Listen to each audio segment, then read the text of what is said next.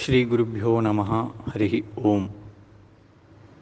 ಸತ್ಯನಾಥಾಬ್ಧಿ ಸಂಭೂತಃ ಸದ್ಗೋಗಣ ವಿಜೃಂಭಿತಃ ಸತ್ಯಾಭಿನವತೀರ್ಥೇಂದು ಸಂತಾಪಾನ್ ಹಂತು ಸಂತತಂ. ಪ್ರಾತಸ್ಮರಣೀಯರಾದ ಶ್ರೀಮತ್ ಸತ್ಯಾಭಿನವತೀರ್ಥ ಶ್ರೀಪಾದಂಗಳವರ ಆರಾಧನಾ, ಅವರ ವಿಶೇಷವಾದ ಮಾಹಾತ್ಮ್ಯವನ್ನು ಶ್ರವಣ ಮಾಡಬೇಕು. ಜ್ಯೇಷ್ಠ ಶುಕ್ಲ ಚತುರ್ದಶಿ ತಾವು ನಾಚಿಯಾರ್ ಕೋವಿಲ್ ಅನ್ನುವ ಕ್ಷೇತ್ರದಲ್ಲಿ ತಾವು ವೃಂದಾವನ ಪ್ರವೇಶವನ್ನು ಮಾಡಿದ್ದಾರೆ. ಇವರ ಮಹಾತ್ಮ್ಯವನ್ನು ಯಥಾಮತಿ ತಿಳಿಯುವ ಪ್ರಯತ್ನವನ್ನು ಮಾಡೋಣ. ಸತ್ಯನಾಥ ತೀರ್ಥ ಶ್ರೀಪಾದಂಗಳವರು ಬಹಳ ವೈಭವದಿಂದ ಸಂಸ್ಥಾನಗಳನ್ನು ರಚನೆ ಮಾಡಿದರು. ಆ ಎಲ್ಲ ವೈಭವಗಳನ್ನು ತಾವು ಸತ್ಯಾಭಿನವ ತೀರ್ಥರಿಗೆ ನೀವು ಇದಕ್ಕಿಂತಲೂ ಹೆಚ್ಚಿನ ವೈಭವದಿಂದ ಮಾಡ್ತೀರಿ ಅಂತ ಅನುಗ್ರಹವನ್ನು ಮಾಡಿದ್ದಾರೆ. ಸತ್ಯನಾಥ ತೀರ್ಥರು ತಾವು 5 ಅಭಿನವ ಗ್ರಂಥಗಳನ್ನು ಮಾಡ್ತೇವೆ ಅಂತ ಪ್ರತಿಜ್ಞೆಯನ್ನು ಮಾಡ್ತಾರೆ. ಅಭಿನವಾಮೃತ, ಅಭಿನವ ಚಂದ್ರಿಕಾ, ಅಭಿನವ ತಾಂಡವ, ಅಭಿನವ ಗದ ಅಂತ 4 ಗ್ರಂಥಗಳನ್ನು ರಚಿಸಿರ್ತಾರೆ. ಆವಾಗ ಅವರ ಶಿಷ್ಯರೊಬ್ಬರು ಮಠದಲ್ಲಿ ತಾವು ಅವರ ಹತ್ರ ಅಧ್ಯಯನ ಮಾಡ್ತಾ ಇರ್ತಾರೆ. ಸತ್ಯನಾಥರು ತ್ರಿಕಾಲ ಜ್ಞಾನಿಗಳು. ಮೊದಲಿಗೆ ಅವರಿಗೆ ಗೊತ್ತಾಗ್ತದೆ ನರಸಿಂಹಾಚಾರ್ಯರು ಅಂತ ಅವರ ಹೆಸರು. ಅವರಿಗೆ ನೀವು ನಿಮ್ಮ ಊರಿಗೆ ಹೋಗಿ ಸ್ವಲ್ಪ ದಿನ ಆರಾಮಾಗಿ ಇದ್ದು ಬನ್ನಿ ಅಂತ ಹೇಳ್ತಾರೆ. ನರಸಿಂಹಾಚಾರ್ಯರು ಏನು ಮಾಡ್ತಾರೆ, ಇಲ್ಲ ನನಗೇನು ತೊಂದರೆ ಇಲ್ಲ, ಇಲ್ಲೇ ಇರ್ತೇನೆ ಅಂತ ಹೇಳ್ತಾರೆ. ಅವರಿಗೆ ಉದರ ನೋವು ಪ್ರಾರಂಭವಾಗ್ತದೆ, ಹೊಟ್ಟೆ ನೋವಿಸ್ತದೆ. ಎಷ್ಟು ಹೊಟ್ಟೆ ನೋವು ಅಂತಂದರೆ ಇನ್ನು ಪ್ರಾಣ ಬಿಟ್ಟರೂ ಪರವಾಗಿಲ್ಲ, ಈ ಹೊಟ್ಟೆ ನೋವು ನಮಗೆ ತಡೀಲಿಕ್ಕಾಗ್ತಾ ಇಲ್ಲ ಅಂತ ಅನ್ನೋಷ್ಟು ತಾವು ಆ ಹೊಟ್ಟೆ ನೋವಿಂದ ಒದ್ದಾಡ್ತಾ ಇರ್ತಾರೆ. ಆವಾಗ ಸತ್ಯನಾಥರು ನೀವು ಊರಿಗೆ ಹೋಗಿ ಬನ್ನಿ ಅಂತ ಹೇಳ್ತಾರೆ. ಅವರ ಊರಿಗೆ ಕೊಟ್ಟು ಕಳಿಸ್ತಾರೆ. ಸಾಂಗಲಿ ಅವರ ಊರು. ಅವರ ಊರಿಗೆ ತಾವು ಹೋಗಿ ವಾಸವನ್ನು ಮಾಡ್ತಾರೆ. ವೈದ್ಯರ ಹತ್ರ ತೋರಿಸ್ತಾರೆ. ವೈದ್ಯರು ಹೇಳ್ತಾರೆ, ಈ ಜನ್ಮದಲ್ಲಿ ನಿಮಗೆ ಈ ಉದರ ರೋಗಕ್ಕೆ ಪರಿಹಾರವಿಲ್ಲ ಅಂತ ತಾವು ಹೇಳಿಬಿಡ್ತಾರೆ. ತಾವು ಮಹಾನುಭಾವರು, ಮಹಾವಿಷ್ಣು ಭಕ್ತರು, ಗುರುಭಕ್ತರು. ತಮ್ಮ ಗುರುಗಳ ಹತ್ರ ಬರ್ತಾರೆ. ಬಂದು ಹೇಳ್ತಾರೆ, ಸ್ವಾಮಿ ಈ ಜನ್ಮದಲ್ಲಿ ಈ ಹೊಟ್ಟೆ ನೋವು ಕಡಿಮೆಯಾಗೋದಿಲ್ಲ ಅಂತ ಹೇಳಿದ್ದಾರೆ ವೈದ್ಯರು ಅಂತ ಹೇಳ್ತಾರೆ. ಹೌದಾ, ಹಾಗಾದರೆ ನಿಮಗೆ ಹೊಸ ಜನ್ಮ ಕೊಡ್ತೀನಿ ಅಂತ ಹೇಳಿ ನರಸಿಂಹಾಚಾರ್ಯರಿಗೆ ತಾವು ಸನ್ಯಾಸ ದೀಕ್ಷೆಯನ್ನು ಕೊಡ್ತಾರೆ. ಅವರೇ ಸತ್ಯಾಭಿನವ ತೀರ್ಥ ಶ್ರೀಪಾದಂಗಳವರು. 5 ರೀತಿಯಿಂದ ಈ 5 ಕೆಲಸ ಮಾಡಿದವರಿಗೆ ತಂದೆ ಅಂತ ಕರೀತಾರೆ ಶಾಸ್ತ್ರದಲ್ಲಿ. ಜನಿತಾ ಚೋಪನೇತಾ ಚ ಯಶ್ಚ ವಿದ್ಯಾಂ ಪ್ರಯಚ್ಛತಿ ಅನ್ನದಾತ ಭಯತ್ರಾತ ಪಂಚೈತೆ ಪಿತರಸ್ಮೃತಃ. ಯಾರು ಜನ್ಮವನ್ನು ಕೊಟ್ಟಿರ್ತಾರೋ, ಯಾರು ಉಪನಯನವನ್ನು ಮಾಡಿಸ್ತಾರೋ, ಯಾರು ವಿದ್ಯೆಯನ್ನು ಕೊಡ್ತಾರೋ, ಯಾರು ಅನ್ನದಾನವನ್ನು ಮಾಡ್ತಾರೋ, ಯಾರು ಕಷ್ಟದಲ್ಲಿದ್ದಾಗ ಭಯವನ್ನು ಪರಿಹಾರ ಮಾಡ್ತಾರೋ, ಇವರು 5 ಜನರಿಗೂ ಕೂಡ ಇವರ 5 ಜನರನ್ನು ನಾವು ತಂದೆ ಸ್ಥಾನದಲ್ಲಿ ನೋಡಬೇಕು. ಸತ್ಯಾಭಿನವ ತೀರ್ಥರಿಗೆ ಜನ್ಮವನ್ನು ಕೊಟ್ಟಿದ್ದಾರೆ. ಸನ್ಯಾಸ ಎಂಬುವಂತಹ ಜನ್ಮವನ್ನು ಕೊಟ್ಟಿದ್ದಾರೆ, ಹೊಸದಾದಂತಹ ಜನ್ಮ. ಉಪನಯನವನ್ನು ತಾವೇ ಪೂರ್ವಾಶ್ರಮದಲ್ಲಿ ಮಾಡಿಸಿದರು. ಮತ್ತು ವಿದ್ಯಾದಾನವನ್ನು ಮಾಡಿದ್ದಾರೆ. ಸರ್ವಮೂಲ ಸುಧಾಗ್ರಂಥಗಳ ಪಾಠವನ್ನು ಹೇಳಿದವರು ಸತ್ಯನಾಥರೇ. ಅನ್ನದಾತ, ಪ್ರತಿನಿತ್ಯವೂ ಮಠದಲ್ಲಿ ಅನ್ನದಾನವನ್ನು ಮಾಡಿದರು. ತಾವು ಕಷ್ಟದಲ್ಲಿದ್ದಾಗ ಭಯವನ್ನು ಪರಿಹಾರ ಮಾಡಿದರು. ಹಾಗಾಗಿ 5 ರೀತಿಯಿಂದ ನನಗೆ ನೀವು ತಂದೆಯಾಗಿದ್ದೀರಿ ಅಂತ ತಾವು ಸತ್ಯಾಭಿನವ ತೀರ್ಥರು ಸತ್ಯನಾಥರನ್ನು ಸ್ಮರಿಸ್ತಾರೆ. ಗುರುಭಕ್ತಿಯ ಒಂದು ಪ್ರತಿಮೆ ಅಂತಂದರೆ ಅದು ಸತ್ಯಾಭಿನವ ತೀರ್ಥರು. ಎಷ್ಟರ ಮಟ್ಟಿಗೆ ವಿಶ್ವಾಸ ಅಂತಂದರೆ ಜಗತ್ತಿನಲ್ಲಿ ಯಾರೂ ಕೂಡ ಇಷ್ಟು ಕಣ್ಣು ಮುಚ್ಚಿಕೊಂಡು ಗುರುಗಳ ಮೇಲೆ ವಿಶ್ವಾಸ ಮಾಡಲಿಕ್ಕೆ ಸಾಧ್ಯವೇ ಇಲ್ಲ. ಸತ್ಯನಾಥ ತೀರ್ಥರು ಹೇಳ್ತಾರೆ, ಭವಿಷ್ಯವನ್ನು ಹೇಳ್ತಾರೆ, ಇನ್ನು ಮುಂದೆ ರಾಜರಿರೋದಿಲ್ಲ, ರಾಜರೆಲ್ಲರೂ ಕೂಡ ಮೃತರಾಗ್ತಾರೆ, ಜಗತ್ತಿನಲ್ಲಿ ಸಜ್ಜನರಿಗೆ ತೊಂದರೆ ಭಾಳ ಆಗ್ತದೆ, ಆದರೆ ನಿಮಗೆ ಯಾವ ತೊಂದರೆ ಆಗೋದಿಲ್ಲ.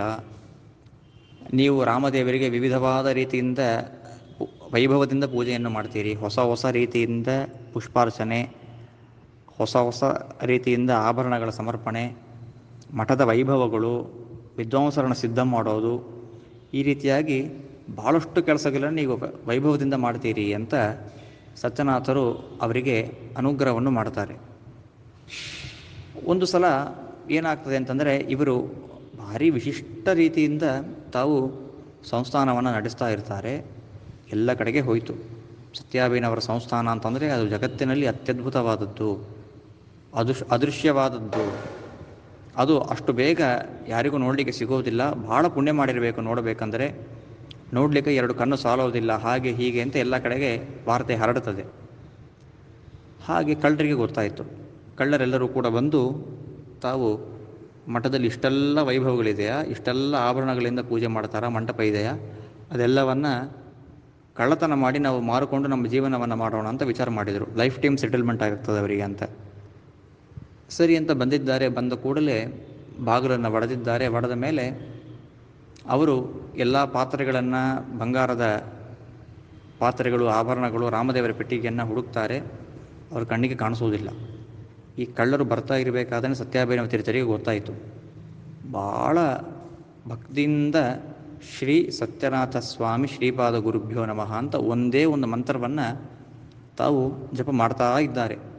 ಇವರು ಜಪ ಮಾಡಿದರ ಪ್ರಭಾವ ಕಳ್ಳರಿಗೆ ಎದುರಿಗಿದ್ದಂಥ ಪ್ರತಿಮೆ, ಆ ಪೆಟ್ಟಿಗೆ ಕಾಣಿಸ್ಲಿಲ್ಲ, ಬಂಗಾರ ಕಾಣಿಸ್ಲಿಲ್ಲ. ಎಲ್ಲರೂ ಕೋಪದಿಂದ ಓಡಿ ಹೋಗ್ತಾರೆ. ಓಡಿ ಹೋದ ಮೇಲೆ ಸುತ್ತಲಿರೋ ಎಲ್ಲ ಶಿಷ್ಯರಿಗೂ ಬಹಳ ಆಶ್ಚರ್ಯವಾಗ್ತದೆ. ಕಣ್ಣೆದುರಿಗೇನೆ ಪೆಟ್ಟಿಗೆ ಇದೆ, ಇದನ್ನು ಕಾಣಿಸಂಗಿಲ್ಲ ಅಂತ ಹೋಗ್ತಾನಲ್ಲ, ಅತ್ಯದ್ಭುತವಾದದ್ದು ಸ್ವಾಮಿ ನಿಮ್ಮ ಮಹಾತ್ಮೆ ಅಂತ ಹೇಳಿದರೆ, ಆವಾಗ ಸತ್ಯಾಭಿನವ ತೀರ್ಥರದ ಮಾತನ್ನು ಹೇಳ್ತಾರೆ, ಇದು ನನ್ನ ಮಹಾತ್ಮ್ಯ ಅಲ್ಲಪ್ಪ, ನಮ್ಮ ಗುರುಗಳ ಮಹಾತ್ಮ್ಯ. ಶ್ರೀಪಾದ ಸ್ವಾಮಿರಾಜಾನ ಮಹಿಮ್ನೈವ ಮನೋರಥಃ ಇಷ್ಟಾಪ್ತ್ಯನಿಷ್ಟ ಹಾನ್ಯಾಖ್ಯ ಸರ್ವೋಪಿ ಭವತಿ ಧ್ರುವಂ. ನಮ್ಮ ಶ್ರೀಪಾದ ಸ್ವಾಮಿರಾಜರ ಸತ್ಯನಾಥರ ಅದ್ಭುತವಾದ ಮಹಿಮೆಯಿಂದಲೇ ಇದು ನಡೆದಿದೆ. ಇಷ್ಟಾಪ್ತಿ, ನಮಗೆ ಏನು ಬೇಕಾಗಿದೆಯೋ ಅದು ಅವರ ಸ್ಮರಣೆಯಿಂದ ಆಗ್ತದೆ. ಅನಿಷ್ಟ ಹಾನಿ, ಏನು ಅನಿಷ್ಟ ಇರ್ತದೆ ಅದರ ನಾಶ ಆಗ್ತದೆ. ಇದು ನಿಶ್ಚಯವಾಗಿ ಅವರ ನಾಮಸ್ಮರಣೆಯಿಂದ ಆಗ್ತದೆ. ಆ ಮಹಾನುಭಾವರು ಅನುಗ್ರಹ ಮಾಡಿ ನಮ್ಮೆಲ್ಲರನ್ನು ರಕ್ಷಿಸುತ್ತಾರೆ ಅಂತ ತಾವು ಅದ್ಭುತವಾಗಿ ಸ್ಮರಣೆಯನ್ನು ಮಾಡ್ತಾರೆ. ಮಾಡಿ ತಾವು ಸತ್ಯಾಧೀಶ ತೀರ್ಥರು ಅಂತನ್ನುವಂತಹ ಒಬ್ಬರಿಗೆ ನಾಮಕರಣವನ್ನು ಮಾಡ್ತಾರೆ. ಅವರು ಸತ್ಯಾಭಿನವರ ಎದುರಿನಲ್ಲೇ ತಾವು ವೃಂದಾವನ ಪ್ರವೇಶವನ್ನು ರಾಜಮಹೇಂದ್ರಲ್ಲಿ ಮಾಡ್ತಾರೆ. ಸತ್ಯಾದಿ ರಾಜತೀರ್ಥರು ಅಂತ ಮತ್ತೊಬ್ಬರಿಗೆ ತಾವು ಆಶ್ರಮವನ್ನು ಕೊಡ್ತಾರೆ. ಅವರು ಕೂಡ ಕ್ಷೀರನದಿ ತೀರ ರಾಯಬೇಲೂರಲ್ಲಿ ತಾವು ವೃಂದಾವನ ಪ್ರವೇಶವನ್ನು ಮಾಡ್ತಾರೆ. ಆದ ಮೇಲೆ ಉತ್ತಮ ವಿದ್ವಾಂಸರಾದಂತಹ ಸತ್ಯಪೂರ್ಣರನ್ನು ಆರಿಸಿ ಅವರಿಗೆ ಪೂರ್ಣ ಅನುಗ್ರಹವನ್ನು ಮಾಡಿ ತಾವು ಸತ್ಯಪೂರ್ಣ ತೀರ್ಥರು ಎಂಬುದಾಗಿ ನಾಮಕರಣವನ್ನು ಮಾಡಿ ತಾವು ಸಂಸ್ಥಾನವನ್ನು ಒಪ್ಪಿಸಿ ಜ್ಯೇಷ್ಠ ಶುಕ್ಲ ಚತುರ್ದಶಿ ವೃಂದಾವನ ಪ್ರವೇಶ ಮಾಡಿದರು ಅಂತ ಅವರ ಚರಿತ್ರೆಯಲ್ಲಿ ಕೇಳ್ತೇವೆ.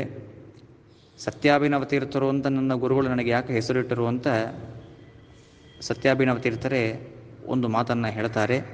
ಕರಿಷ್ಯಮಾಣ ಅಮುನಃ ಕ್ರಿಯಾಯಾ ಸತ್ಯ ಅಜಸ್ರಾಭಿನವಾ ಭವೇಯು ಸರ್ವಜ್ಞರಾಜೈರಿತಿ ಭಾವವಿದ್ಭಿ ಚಕ್ರೈಹಿ ಸತ್ಯಾಭಿನವೇತಿ ನಾಮ ಅಂತ. ಸರ್ವಜ್ಞರಾದಂಥ ಸತ್ಯನಾಥ ತೀರ್ಥ ಶ್ರೀಪಾದಂಗಳವರು, ನಾವು ಮುಂದೆ ಹೊಸ ಹೊಸ ರೀತಿಯಾಗಿ ವ್ಯಾಖ್ಯಾನವನ್ನು ಮಾಡ್ತೇವೆ, ಹೊಸ ಹೊಸ ವೈಭವದಿಂದ ಪೂಜೆಯನ್ನು ಮಾಡ್ತೇವೆ, ದೇವರಿಗೆ ಆಭರಣವನ್ನು ಮಾಡ್ತೇವೆ. ಏನು ಮಾಡಿದರೂ ಕೂಡ ಹೊಸದಾದ ನಭೂತೋನ ಭವಿಷ್ಯತಿ, ಹಿಂದೆ ಯಾರೂ ಮಾಡಲಿಕ್ಕೆ ಸಾಧ್ಯ ಇಲ್ಲ, ಮುಂದೆ ಯಾರೂ ಮಾಡಲಿಕ್ಕೆ ಆಗೋದಿಲ್ಲ, ಅಷ್ಟು ವೈಭವದಿಂದ ದೇವರು ನಮ್ಮ ಕಡೆ ಮಾಡಿಸ್ಕೊಳ್ತಾನೆ ಅಂತ ಅನ್ನೋದನ್ನು ತಿಳಿದಂತಹ ಮಹಾನುಭಾವರು ನಮ್ಮ ಗುರುಗಳು ನನಗೆ ಸತ್ಯಾಭಿನವ ಅಂತ ಹೆಸರನ್ನು ಇಟ್ಟಿದ್ದಾರೆ ಅಂತ ತಾವು ಹೇಳಿಕೊಳ್ತಾರೆ. ಅಂತಹ ಮಹಾನುಭಾವರು, ಅವರ ವಿಶಿಷ್ಟವಾದಂತಹ ಅನುಗ್ರಹ ನಮ್ಮ ಮೇಲೆ ಸದಾಕಾಲ ಇರಬೇಕು. ಗುರುಗಳ ಮೇಲೆ ನಾವು ಹೇಗೆ ಶ್ರದ್ಧೆಯನ್ನು ಭಕ್ತಿಯನ್ನು ಮಾಡಬೇಕು ಅಂತ ತೋರಿಸಿದಂತಹ ಮಹಾನುಭಾವರು, ನಾವು ಕೂಡ ನಮ್ಮ ಗುರುಗಳ ಮೇಲೆ ಅವರು ಅವರ ಗುರುಗಳಲ್ಲಿ ಮಾಡಿದಂತೆ ನಾವು ಮಾಡಲಿಕ್ಕೆ ಸಾಧ್ಯವಿಲ್ಲ.